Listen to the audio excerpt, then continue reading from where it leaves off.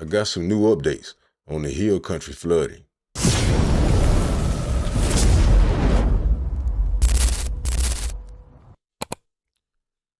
Yo, welcome back to another episode of TATV.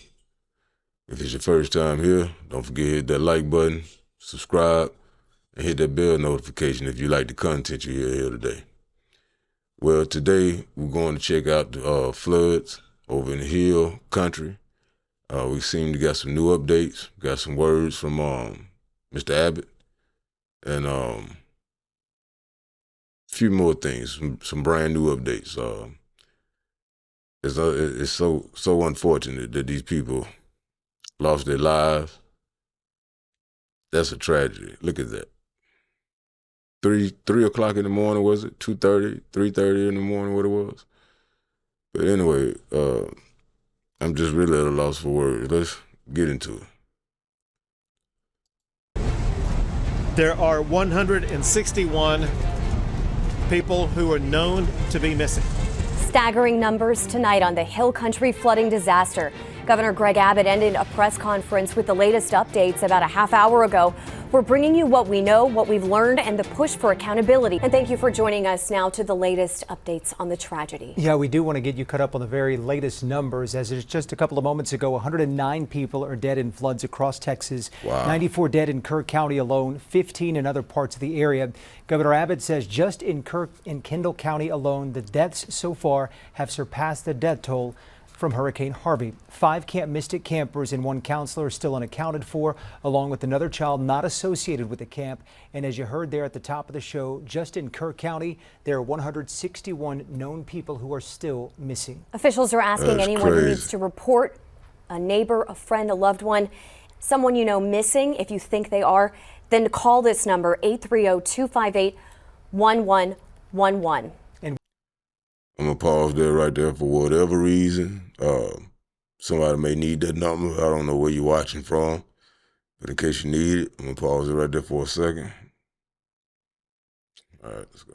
We do have team coverage for you tonight. Let's go and start with East from San Antonio's Ethan Trejo, who was at the governor's press conference. Ethan? Hey guys, sorry, I am currently moving inside a bus. As you can see, we just got out of the governor's press conference. We are moving back to location right now at this current moment. I can tell you a little bit about what the governor did say. He currently said that with our numbers standing right now, we have 109 total deaths across the state, with 161 people still missing. Real quick, throw your tripod downstairs in the carriage. Copy that. Thank you. He said that he reported the disaster over the holiday weekend, how it now has more fatalities in Kendall and Kerr County than Hurricane Harvey. The governor said that multiple agencies are continuing their efforts in recovery and providing closure to Texas families, echoing the theme that those efforts will not stop until every last person is found. Nothing is as heart-wrenching as hearing the stories of what the girls around here, especially the girls at Camp Mystic, the hearts of our fellow Texans are breaking every single day because of what people of this community and the surrounding area are going through. We will not stop until every missing person is accounted for. Texas is in this with the people in the Hill Country right here. We are not leaving until this job is finished. Governor Abbott was asked if he's going to call for an investigation and who is to blame for this flooding. The governor called the word blame, quote, rhetoric of losers. House and Senate before we go into session. So probably beginning later this week or the early part of next week, there'll be committees formed that are already kind of working on ideas about ways to address this. Second part of the question needs to be addressed. You ask, I'm going to use your words, who's to blame? Know this. That's the word choice of losers. Let me explain one thing about Texas, and that is Texas, every square inch of our state cares about football. You could be in Hunt, Texas, Huntsville, Texas, Houston, Texas, any size community, they care about football. High school, Friday night lights, college football, or pro. And know this, every football team makes mistakes. The losing teams are the ones that try to point out who's to blame. The championship teams are the ones that say, don't worry about it, man, we got this. We're going to make sure that we go score again, that we're going to win this game. The way winners talk is not to point fingers. They talk about solutions. The governor says that they do plan to discuss flood issues at the state's special session in less than 2 weeks. And until then, they're encouraging anyone with legitimate information on a missing person to call 830-258-1111. From Hunt, Texas, I'm Ethan Trejo. And Ethan, they're appearing to be on the bus with other media, having to go in and out of those press conferences. An interesting look at that. Before the news conference, Governor Abbott got an aerial tour of the damage over Camp Mystic today. News 4 San Antonio's Tom Rousey went there to give us a first-hand look at the camp. He joins us from the nearby town of Hunt, where people continue to clean up. Tom? Yeah, we are here. There is quite a bit of damage everywhere you look, especially when you start heading west of Hunt. It actually gets even worse. You see the trees you've seen all over the place, stuff in the trees as well. And in addition, we've seen quite a few cars just flipped over, like this one right here that we found. We don't know. You know something? I've been seeing bits and pieces of the coverage here and there, but I never got a chance until today to actually look into it and see where that water line had reached. And I found out what time the flood came through, and how it surprised all the people and stuff like that. And man, this is horrendous, man. This is terrible. What a horrible way to be awakened. What a horrible thing to happen to your community out there. I hate to be playing, I'm not trying to down anything. I'm not trying to say anything, put fault on anybody, but I'm kind of wondering, like, if you set up a community like that next to a river, where this is stationary, this is where we're going to be. We're sending kids to school from this community. We're going to work from this community, and all that. It seems like part of your pre-planning would have been flood planning. I mean, extensive flood planning. What happened to the folks inside, but we do know that we really hope they weren't in the car when this happened. It was impossible to find out exactly what the story was here, but this car just deposited here. Plenty of other damage as you look that way as well. Here is video from a number of miles even further west of here we went today. These are parts of Camp Mystic, which of course has been a big part of this story since it happened. Today, the belongings of the girls and the adults who had no time to grab anything as they left, they lay outside one of the cabins. Now, some things from the camp are lying in nearby trees well above the normal level of the Guadalupe River. We talked to one group that came out from Dallas. They came to try to just help out any way they could, and one of the things they say they are doing is retrieving the belongings for the girls who live in that area. One young man told us he especially wanted to help because two of the girls who died when the river flooded on his street, he'd known them for years. Wow. It was Brooke and Blair. Then their grandparents were there too. And so me and my dad, we kind of we knew we had to do something. We've got a list of Dallas people whose trunks we're going to try to get back and haul back to Dallas for them. Now, if you look at this video here, one thing we noticed today, as I was mentioning, is the further west you go from the center of the town of Hunt, the worse on average the devastation seems to get, and it gets really bad around the camp there. Now, even as police and first responders continue to be all over the area, the cleanup is definitely underway, but it's going to be a long, long time before this area even resembles what it used to look like. And if we come back out here live, you can see just something we've seen a lot of: boats in trees, also just other things that aren't even easily identifiable in some of these trees as well. Also, if you look right here, I don't know if this was a shed or exactly what this was, but you can see it's completely gone, swept up by the river as well. At one point earlier today in this area, I even saw a mattress that had to have been 30 feet up in a tree here along the Guadalupe River. So just so much work still to do here, even as police and rescue officials try to account for some of the missing. Reporting live just west of the center of the town of Hunt, I'm Tom Rousey for News 4 San Antonio. Undoubtedly, still months ahead before all of that debris is cleaned up. In Center Point today, search efforts are underway in the Guadalupe River. Scuba divers and search boats surveyed one area near San Antonio Street. Down the river, volunteers came from all over to help clean debris at this RV park. It's very heartbreaking. It's emotional, but we're going to get through this together as a tight community. And we are hearing a lot of that tonight. Right now, News 4 San Antonio's John Perrick is live near the river as well with a look at some of the damage in that area. John? Hey guys, crews are still on scene right now cleaning up that damage. But earlier, we were down the road in Bernie where we met a group on a mission to help. While search efforts continue down the Guadalupe River, in Bernie, you'll meet a lot of helpful hands. Let's use what we have for good. Jen and Clint Sanders work here at Bunker Branding in Bernie. It's a merchandise company, now turned into an emergency relief center. They've got it all. Between toiletries, bathroom supplies, feminine products, clothes, everything. For the past 3 days, they've been delivering truckloads of basic necessities to those affected in areas like this RV park in Center Point. Yeah. What does this mean to you?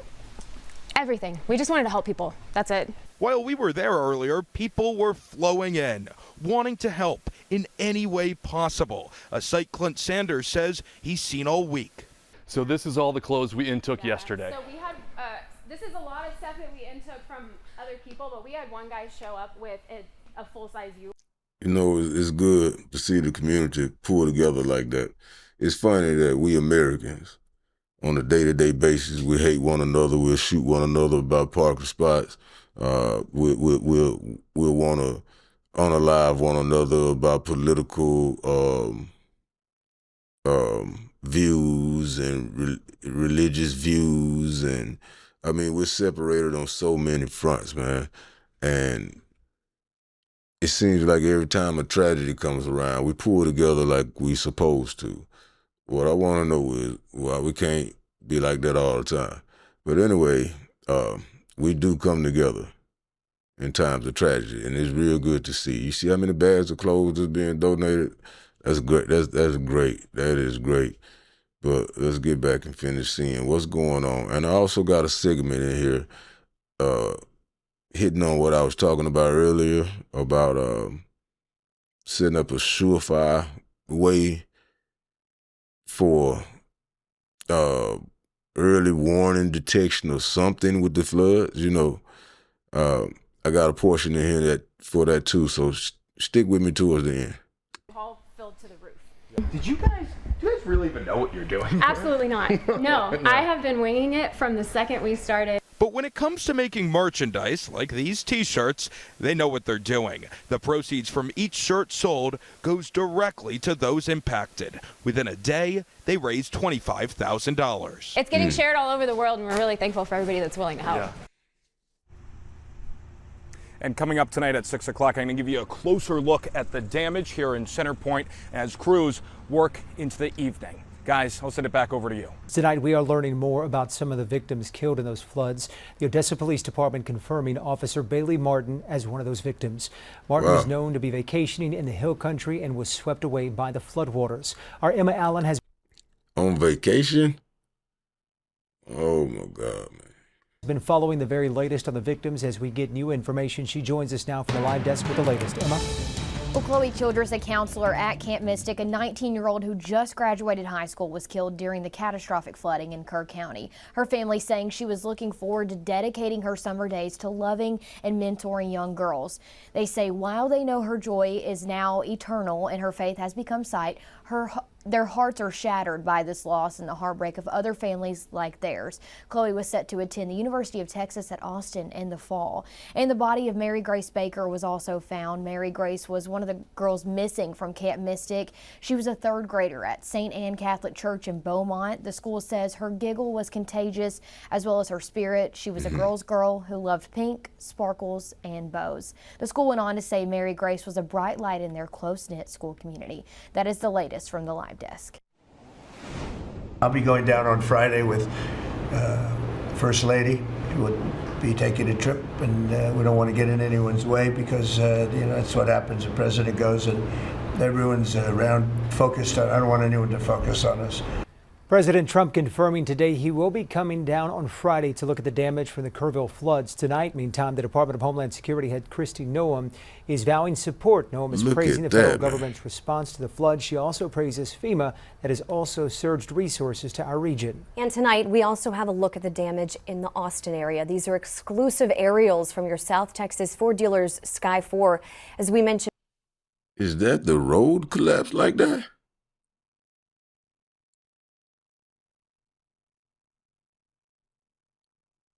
Wow.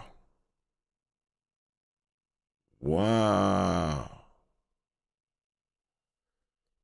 And earlier, there have been a total of 14 deaths in this area.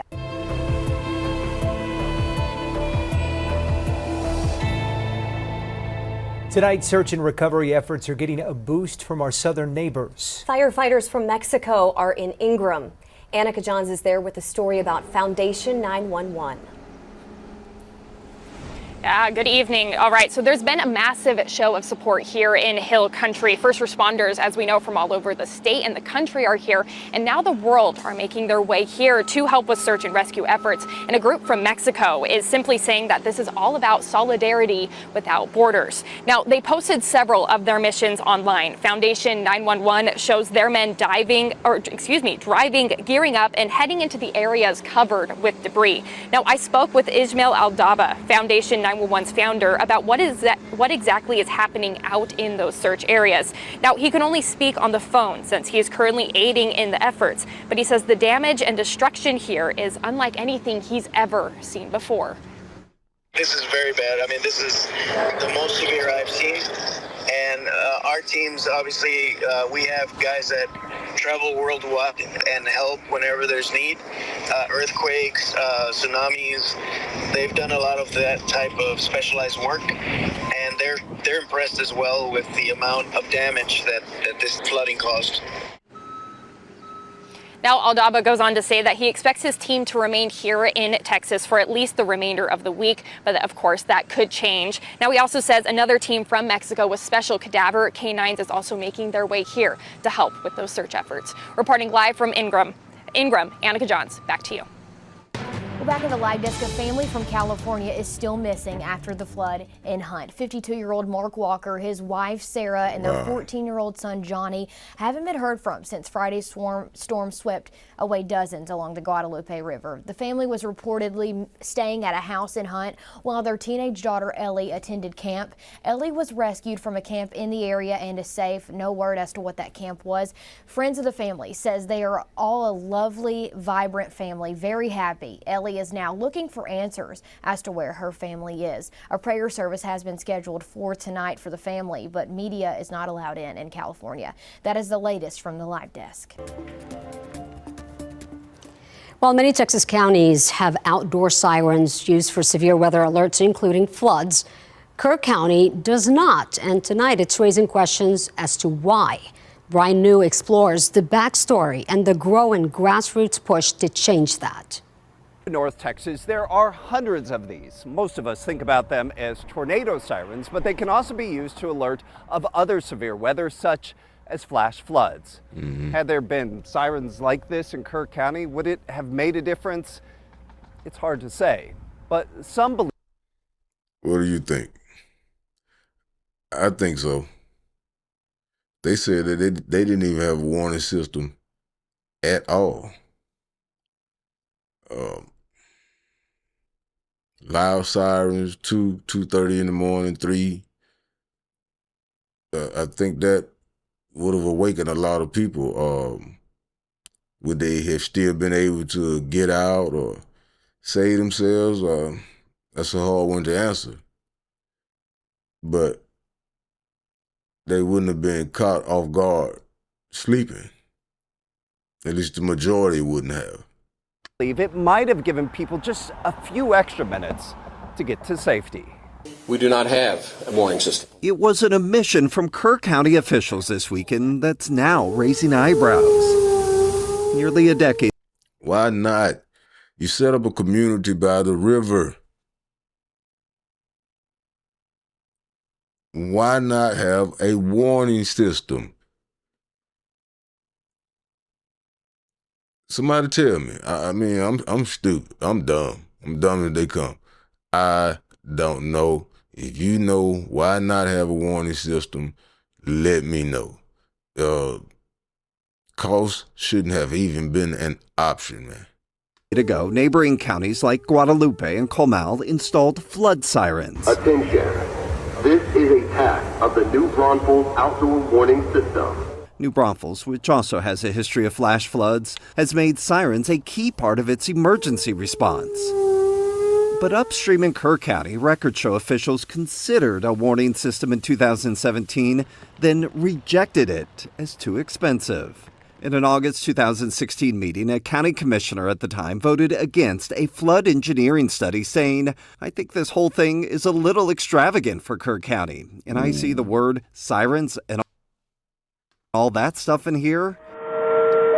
Wow, a little too extravagant. I don't know about you, but I'm going to say it. You can get mad with me or whatever. Whoever that was, I know what Governor Abbott said, but it would be their lives lost. It would be his fault. Because that could have been lives saved. There could have been a reduced effort out there. There could have been more people gotten to safety. But it wasn't just local efforts. Maybe. I don't know what means they had to leave there. I don't know what condition it would have been in by the time the sirens went off. But in theory, it stalled. A bill in the last Texas legislative session would have created a statewide strategic plan for the use of outdoor sirens and helped fund sirens in rural areas. But the bill's hefty price tag drew criticism as it failed to pass. They know they need it. They have now admitted they need it. They've never accomplished it. And I felt like I needed to do something. As she saw the images, Nicole Wilson of San Antonio decided she couldn't stay silent. So she launched a grassroots campaign urging Kerr County to install a modern outdoor siren system. Wilson says she believes even a few minutes of warning could have made all the difference. Yes. In my heart and in my head, and having done risk management in the Army, I fundamentally believe, based through every scenario I've been through, that 5 minutes makes a difference. Wilson is hoping to get enough signatures on her petition to then take it to Governor Greg Abbott. It is worth noting that Kerr County is not the only community without a siren warning system. San Antonio, Austin, and Houston also don't have outdoor sirens.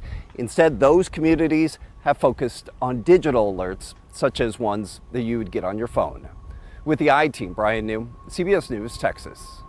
In fact, Lieutenant Governor Dan Patrick says the state should cover the cost for sirens to be installed if Kerr County cannot afford it. And Governor Abbott just a little while ago during a press conference reassuring the public that the Kerr County floods and all these floods will be discussed in a special session on July 21st.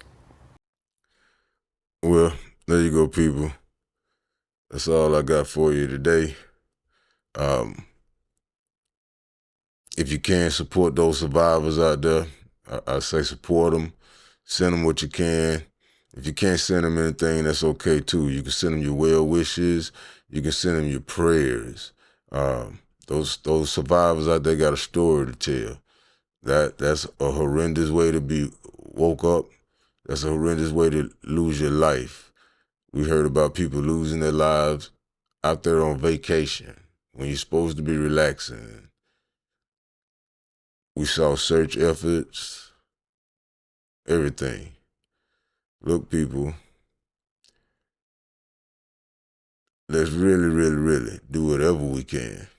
If you know of any links, and I'll find some a little later, but I may not have them in the description at the time that I post this video. But if you have any links for any GoFundMe, any fundraisers, anything like that, legitimate fundraisers. I don't want nobody that watches my channel to get scammed. So you guys, if anybody puts a link down in the comments, make sure you do your due diligence to look it up. And I'm also going to look it up too. If it ain't legit, I'm going to delete it. But those are your latest updates on the Hill Country, Kerr County flooding situation, victims, and the question of the night is, would a proper warning system, could a proper warning system have saved more lives? Tell me what you think. Don't forget to like, comment, subscribe. I'm TA. I'm out.